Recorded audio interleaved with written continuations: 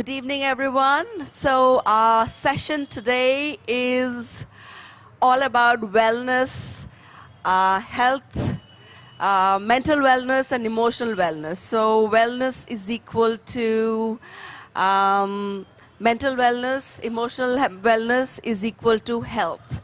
So how can we, in today's fast-paced world, balance emotional with mental and physical, because it is so difficult in the sense that everybody's so stressed, everybody's so angry, everybody's hyper, everybody wants to be somewhere quick, and I find that nobody actually really has any patience.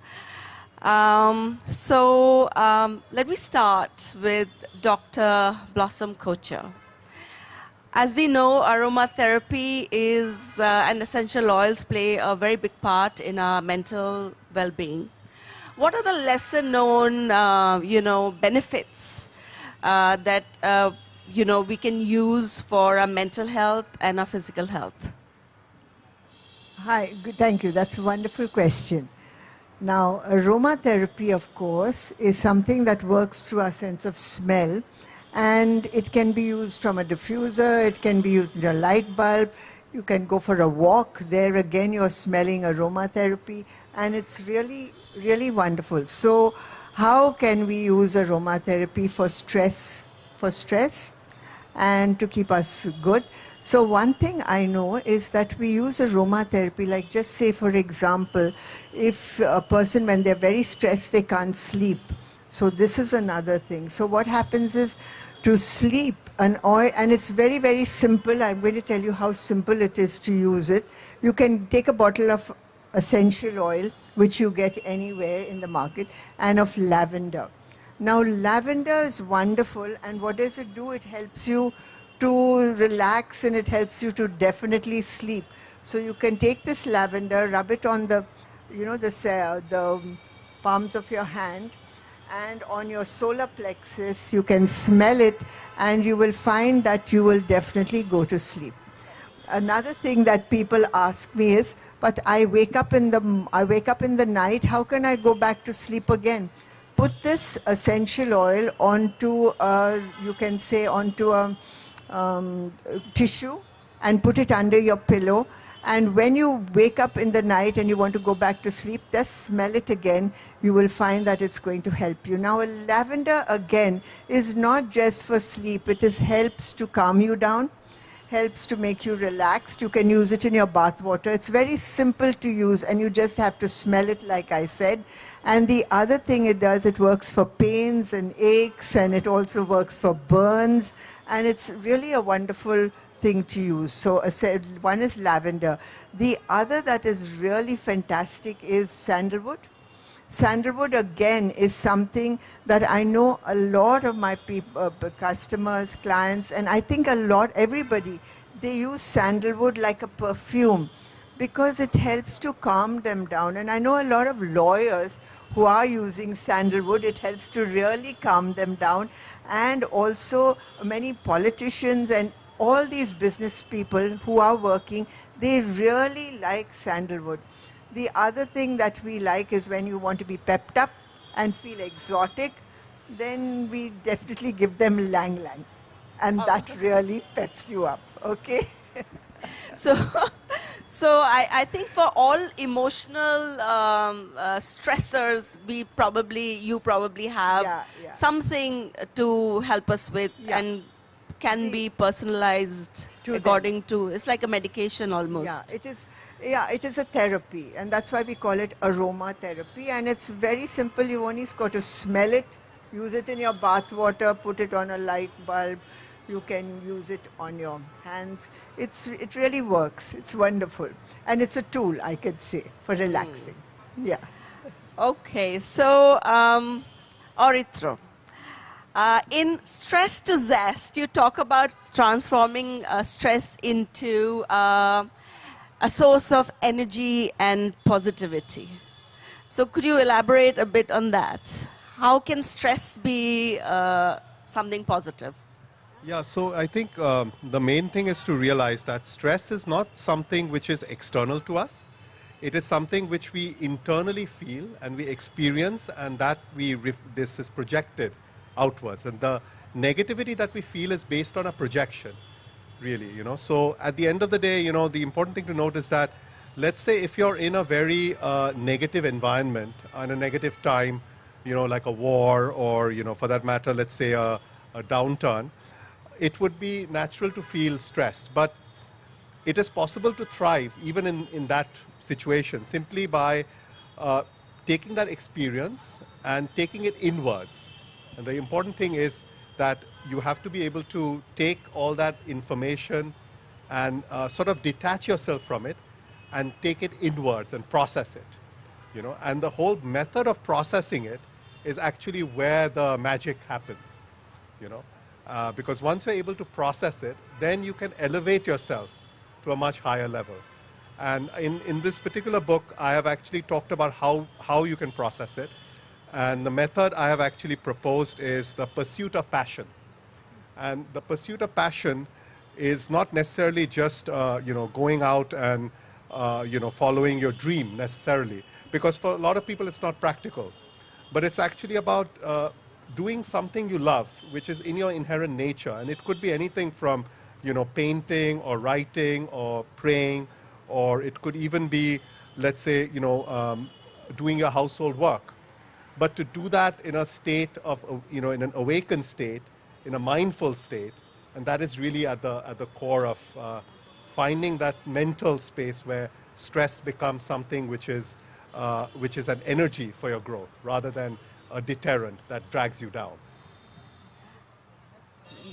You know, I mean, what you're saying is amazing, but how does even in today's, you know, youth, how does even one find what they like doing? Because all they like doing is scrolling.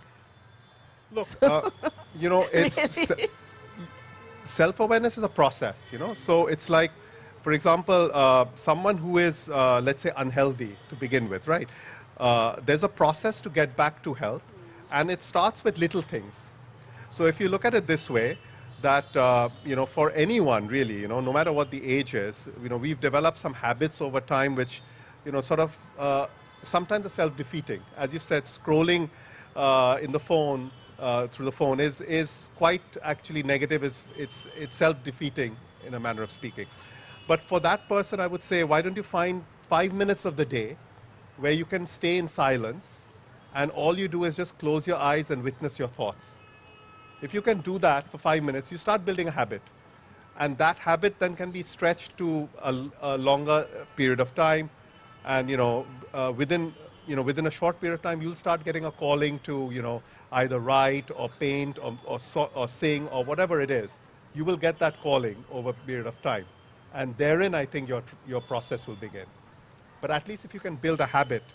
Yes, I think, yes. That's important. That's a message I think we need to send out as much as we can, even through social media, to the youth and to the stressful, you know, people of today. Because without that, I don't think we will ever find balance. Yeah. So, Vandana Kohli, in your book, Hinge, you talk about reconnecting with our emotional core. What's that about? How do we reconnect with our emotional core? Well, it took a book for me to kind of elucidate that. I do want to comment on what we were talking about earlier, though. I think, yes, we are living in stressful times. I don't think it's easy at all for us to break out of stress. I do agree with Aritra that if you manage to have the self-awareness to take 5 minutes off, that's great. But I think what we're all struggling with today, including people like us who are born in the 70s and even people older than us, and of course, even the youngsters who have no choice, is that the technology of our milieu is driving us towards stress and anger and impatience. We are not supported by it. We are actually taken away from stuff that should be our stable core. And that is not a nice thought, to live with. I think we would do well to prepare ourselves for the fact that we're going to grow old.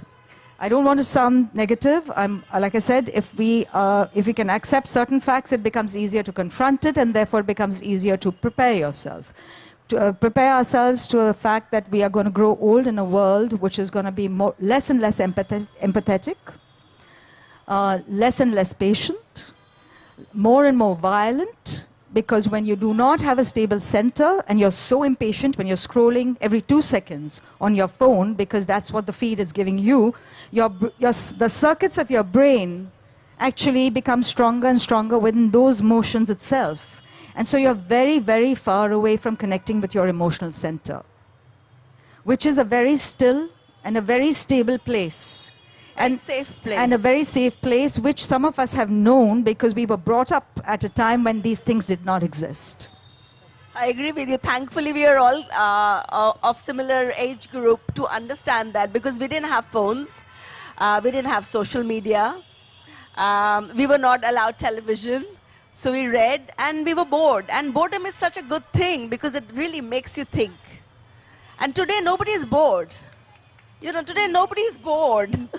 Yeah, I just want to say though that I was never bored. I mean, I did everything. We were all doing the same things, and we didn't have much television or anything. But I was never bored. Boredom brings its own benefits, Right.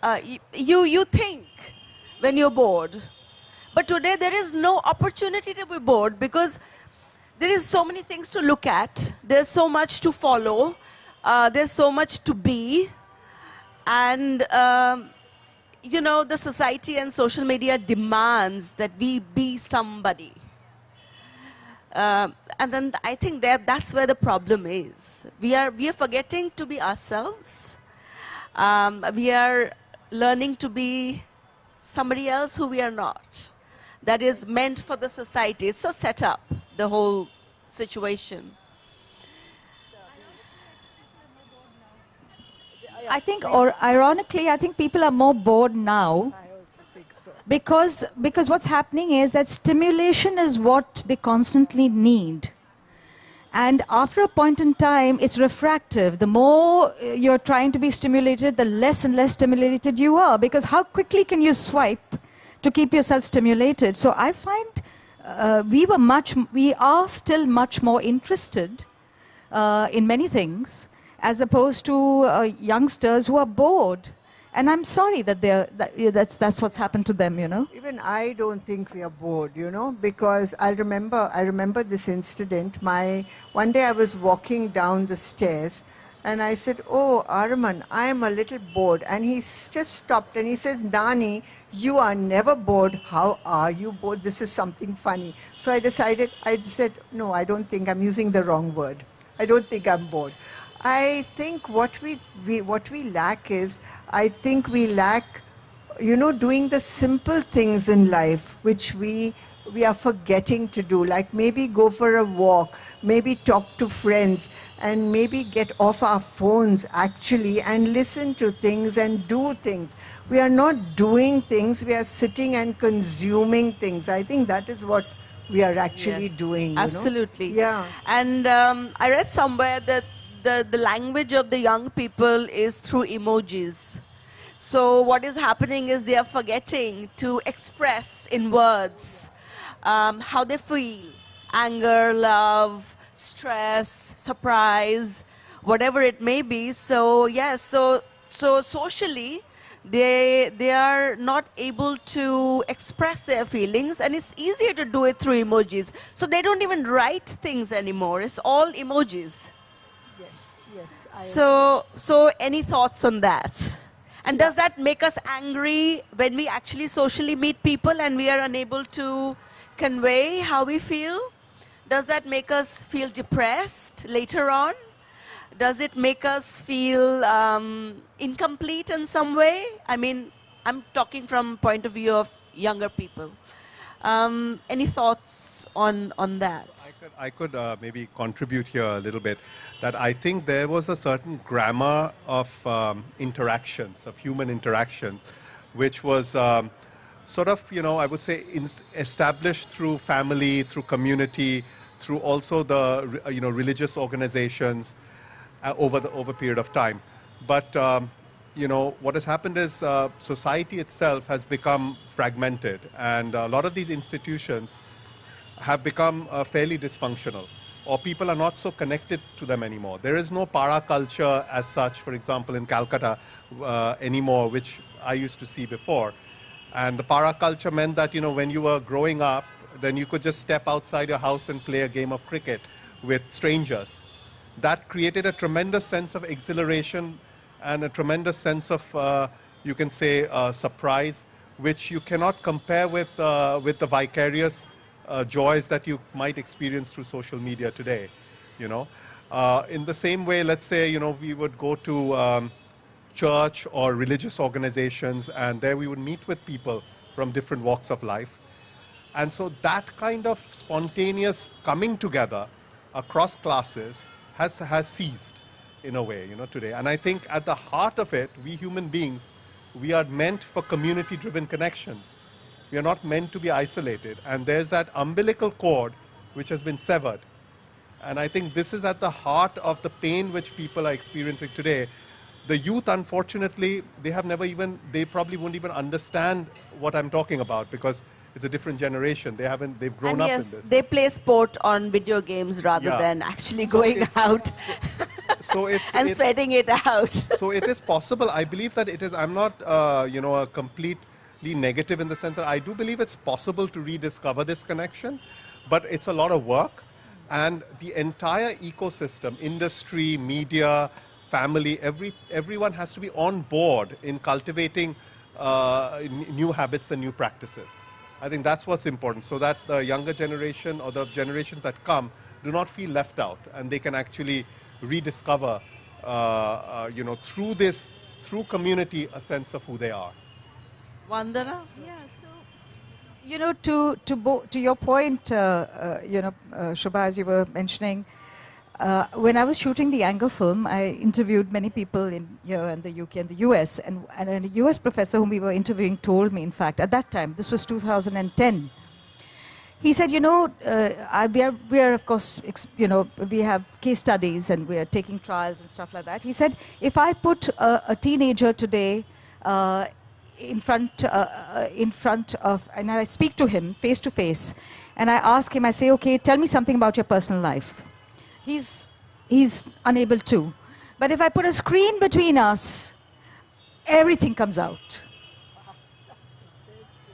And that further, when I followed his research further, went to prove that, because, like you said, you're expressing yourself through emojis, you're expressing yourself through a medium of a screen, that people are forgetting to read body language, people don't understand bodily cues, they don't understand expressions. That's one. And the second thing there is to do with language. And language has a lot to do with memory. When you take the time out to write something, you're actually, and there are studies to prove that, your people who practice cursive writing have better language skills, obviously, because they're writing the word down. They have better memory because they've taken time to write each letter so they remember it better. And interestingly, they have greater coping skills, because of the fact that there is a certain terror or a certain stillness when you're doing that. So, and with memory comes integrity. You can only have integrity if you remember, this person helped me when I needed something. But if I don't remember that, where is integrity?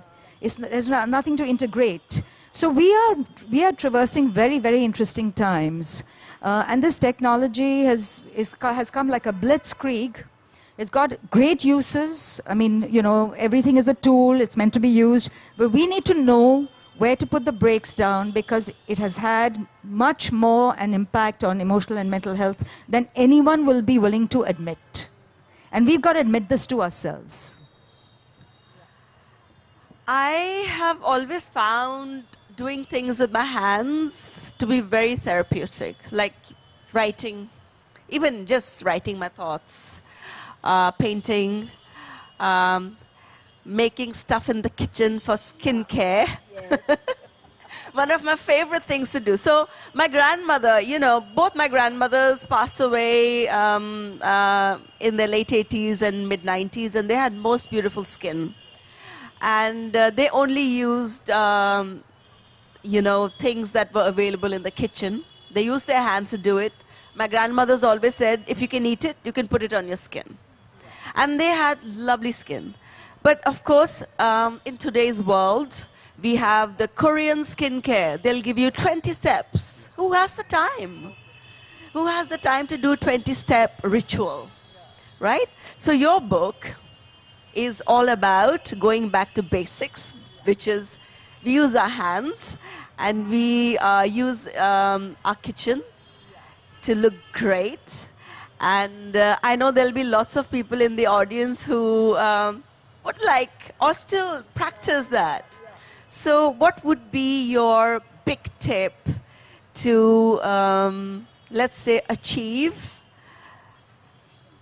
wellness? Let's say, for me, when I say wellness, I always feel when you look good, you feel good, right? And when you feel good, that is wellness. So, and these two are very interrelated. I have seen youngsters and people, when they're not looking good, they're not feeling good. So the whole, you can see their whole personality change. So give us some tips where we can look great and then hence feel great. Now my book, The Glow Getter's Guide to Beautiful Skin, is skin from head to toe, and also the hair, you know, that is also part of the skin, I feel, and everything.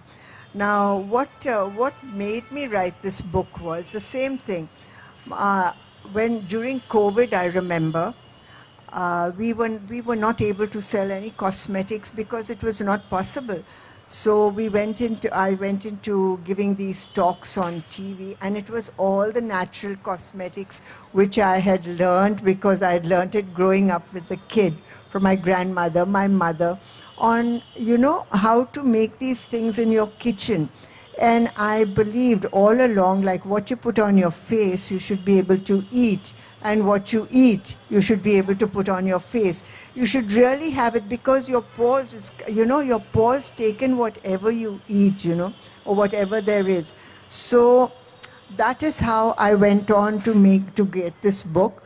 And of course, it is a fun book because you can really get into your kitchen while you're cooking. You can take whatever you're doing and put it on your face. For example, if you have open pores, I really feel you can take the tomato that you're making a salad with or something, squeeze it up, put it on your face and leave it there.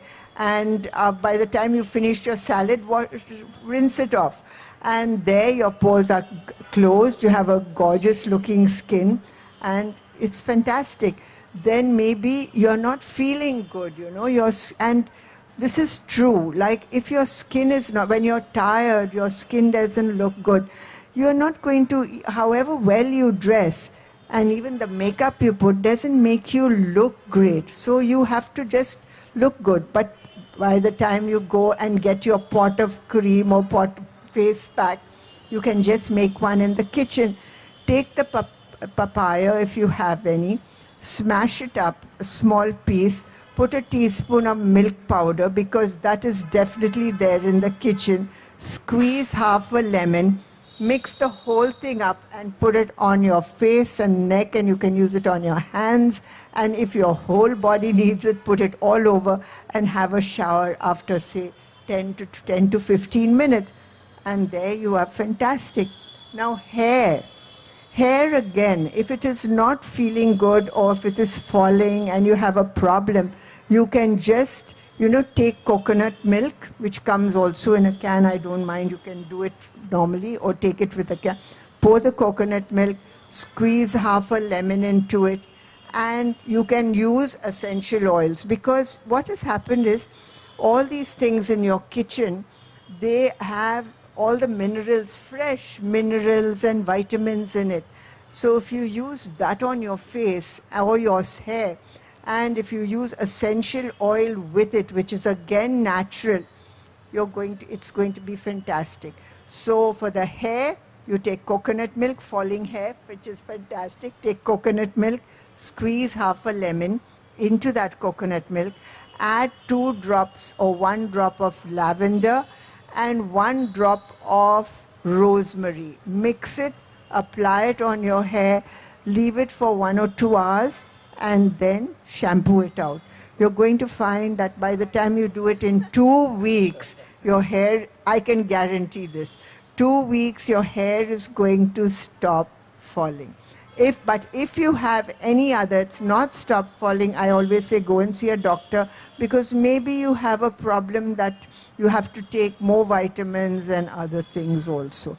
So this is for hair and for your face to look great, and for pores and any other thing. You just have to go to the kitchen and take it, and it's there.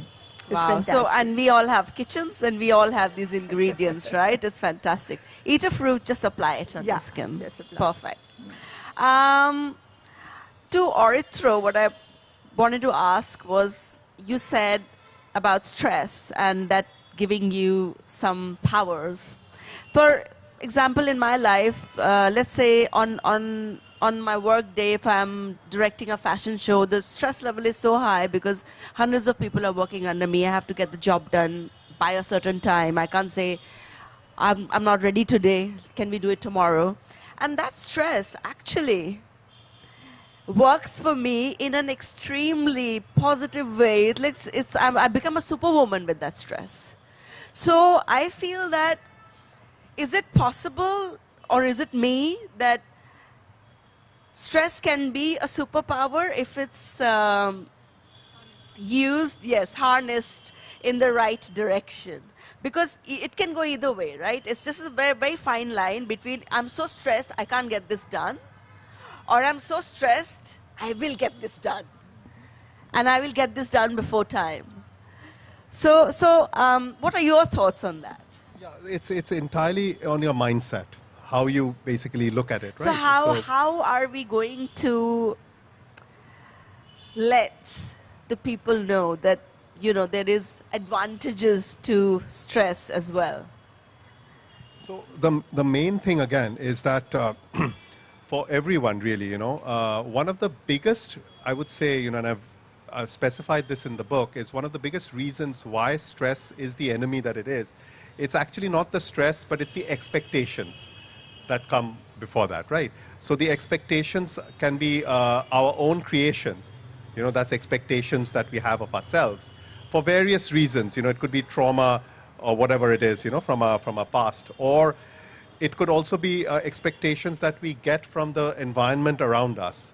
So I think the main challenge really, I would say the main, and here's where the opportunity is can we detach ourselves from the expectations? That doesn't mean that we completely say that these expectations don't exist, but can we operate in a way that the expectations do not touch us, do not affect us, either positively or negatively, that we are immersed in the process simply for the love of the process itself. Absolutely. And if we can do that, then it doesn't really make a difference either way, right? Then you're joyful, you're mindful, and there is no stress as a result of that. I also feel that everything you do, you just have to give it your best, and the outcome will be whatever it is, without overthinking it too much beforehand. So the outcome is a very important thing, and if you really see, one of the greatest works in Hinduism is the Srimad Bhagavad Gita, and it talks about actually working hard without attachment to the outcome. And this, I strongly believe that, is if you're in a mental space where the outcome becomes secondary to you, where yes, you have a goal, that's fine, but then once you've set the goal, you're immersed completely into the process and the outcome becomes less important. And there's so much to get from the process itself, the bonding that you experience, the learnings that you cultivate within yourself. And if you're able to realize that, then that is actually at the core of it. Then the entire process, which was creating stress earlier, is now a source of joy. So, so I think the important thing is to be able to detach yourself from the outcome, and to look at the outcome as something which is good to have, but not necessary for your happiness. It's just to immerse yourself in the whatever process. Yes, you are yes, doing. Exactly. So, Vandana, we have this camp that we do every year. It's a winter camp where we have young children come and play a sport. Age group from 4 years onwards till about 18. And one of the coaches told me, it was just like few days back, he said, you know, we have, ma'am, please can you help me? The coaches are also like teenagers. So the concern was, he said, kids, all these kids, as young as 9, 10, are suffering from severe depression. What do we do? I said, do they even understand what depression means? They're 8 and 9 years old. And they said, yes, ma'am, exactly, we don't know how to handle it. And I didn't have an answer because when I didn't know at that age what depression was.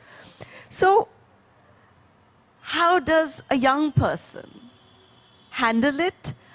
And how do parents deal with it? I mean, how does one get around this situation of young people as young as 8, 9, 10 saying that they are depressed? And I do wonder, what would be the reason for their depression?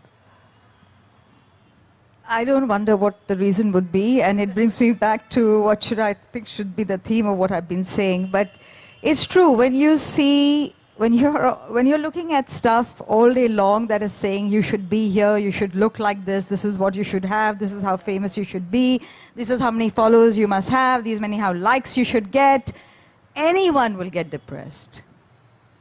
Anyone. You see, it's a wonderful tool. It's really, really, really a wonderful tool, the internet. But when you put a young person whose emotions haven't developed, his emotional heart hasn't developed, his mind hasn't developed, into an uncensored, unchecked environment, which is the entire world, with no checks and balances, how are they processing that information? You have 7-year-olds who have anxiety disorders. So, but when you said that you run a camp, this happened at a camp, actually the answer is right there. That the moment you disconnect with your screens and engage in something that is physical, which is why I think body and soul is such an appropriate, title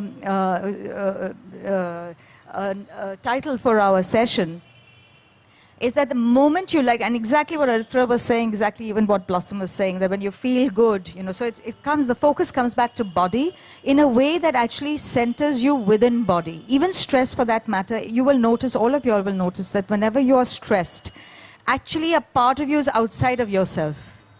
Your mind is racing, and you're completely outside of yourself. The moment you bring yourself back in and say, hey, hang on, I'm supposed to get this done, and I'm in here, and these are my resources. What do I need to do next?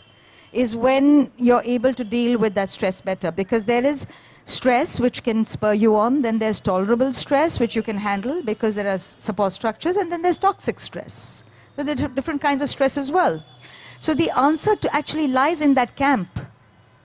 That the more and more we encourage children to get out and play, and I so agree when you said that children are now playing on video games, because down our street there are these 4 boys who will come out at 8 o'clock.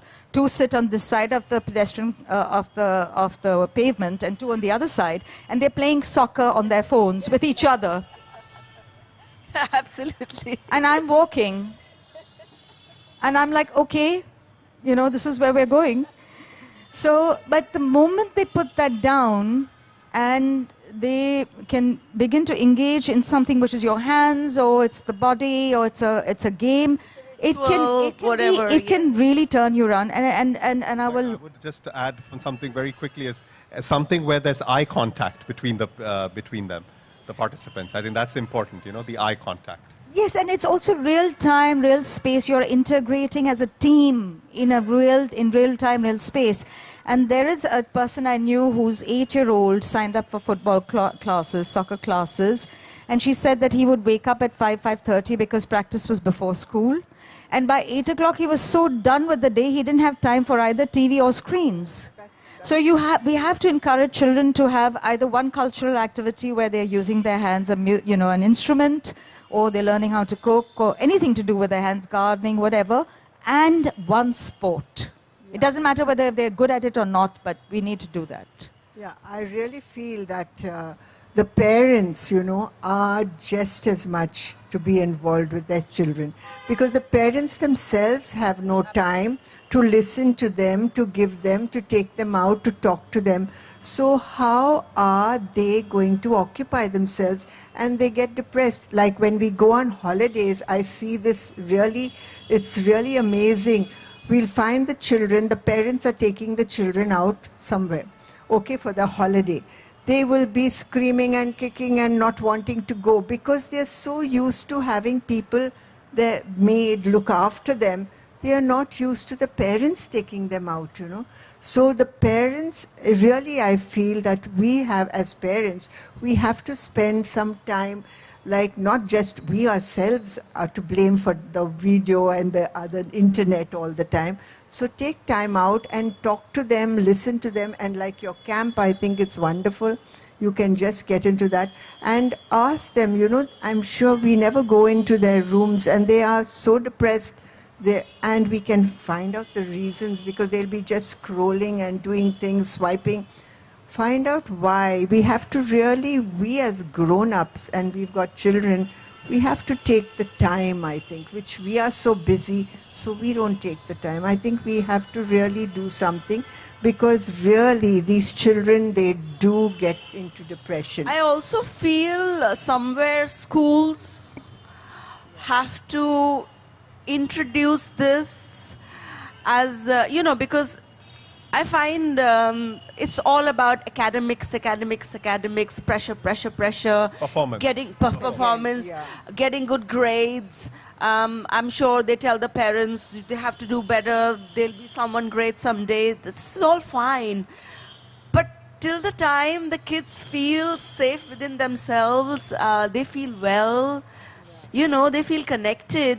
Without any of that, what use is that performance, the grades, whoever they become when they grow up, they'll still be a sad, depressed, angry person. I was reading a post some months back on Instagram where this IT youngster from Bangalore earning in crores was on his weekends was driving an auto simply because he wanted some human connection. Because he had none. And he had so much money. So my point is, material, money, yes, we all need all those things, but without wellness, is it even complete? And that message, I think, we have forgotten somewhere along the line. And definitely the youngsters don't even know that. They just know what social media tells them, or maybe their consumption of content is probably needs to be different, and I don't know who exactly who's going to monitor that.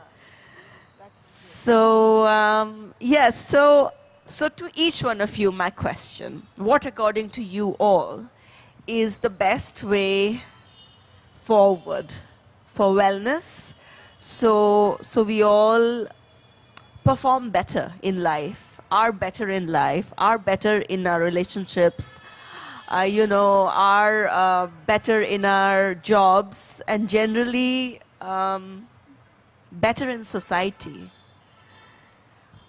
I feel more human contact instead of just the cell phone, and detox at least for 1 hour every day. Let's make it into a family kind of a thing, to detox from the phone at least for an hour. That is very important, or from whatever you're doing. And hugs are very important. Please have that human contact. People are not having that human contact. So, and I know a hug is something that is so important for anyone. So hugs. Another is smiling. A child smiles, a baby smiles about 400 times a day. And how many times do we smile? 4, I not smile less a than lot. that also. And so smiling is very, very important. And smile at anyone. You never know what they are going through, what is their problems. So just smile and, you know, that is going to also And it's the bring biggest that fun. gift. When you smile, Yeah. what do you get in return? Yeah, You get nothing. another Just smile back. That's such fun. So smile at people, and of course detox for 1 hour. That is another one of mine. And give a hug to people, because that is something that is, the human contact is important. Now, of course, now we're going to hear more lovely Yes. stuff from both of them. Aritra. Yeah, I think, return to human values, core human values, which sustained us for thousands of years before the technological boom. I think that needs to be really encouraged. And I think one of the ways to really do that is, I believe, cultivation of faith and devotion, which, if you see what has happened is over the last 15, 20 years, there's an overt religiosity in terms of expression, but true faith and devotion have actually come down, and it's very, very low in the youth, actually, true faith and devotion. And faith actually is not about religion, it's something deeper than that. And if we can cultivate what faith is and develop this from an early age, then the young or everyone will have another limb to sort of walk on, because what is happening is through social media and through this information ecosystem, people are using their minds a lot, but mind is only one part of the canvas of what means to be an individual. There is something called a soul. And I think if we can actually work on development of the soul, I think a lot of these problems will automatically get solved in due course. I think one is that schools have to have a policy where there are no phones allowed, really. I think it has to begin there. We managed perfectly well when we were in school. If there was a theatre workshop, there was just one post on a notice board and everybody got to know and everyone came to where they had to come. We didn't need to send 235 messages to each other. And there's a cost to every message we send. We should recognize that. Every message we're sending has a huge energy imprint, cost, and no one will tell us that because everything will come crashing down with those costs. And the one other thing is that I would think, which I'm trying to practice myself and I find very useful, is just do one thing at a time. If you're walking, just walk. Don't listen to music. If you're eating, just eat. Don't try and read. Just that one thing. If we can do five times a day for whatever else we're doing, it's such a joy. Such a joy. Yeah. So multitasking isn't really a thing, because you don't do anything perfectly because you're doing too many things at one time. But when you do something one at a time, you actually develop several arms. So at a time when you really have to multitask, you have the capability to do it. You're not scattered and distracted all the time. So yes, so that's definitely. And I have realized that myself, that multitasking doesn't make you a superwoman or a superman. You got to do one thing at a time. And that says time up. Yeah. So I would like to thank you all, and I hope everyone enjoyed the session. And if you have any questions, I think we can do a few questions even though the time's up. Do we have any questions? Wellness? None. Okay, so thank you everyone. Thank you to my lovely panelists.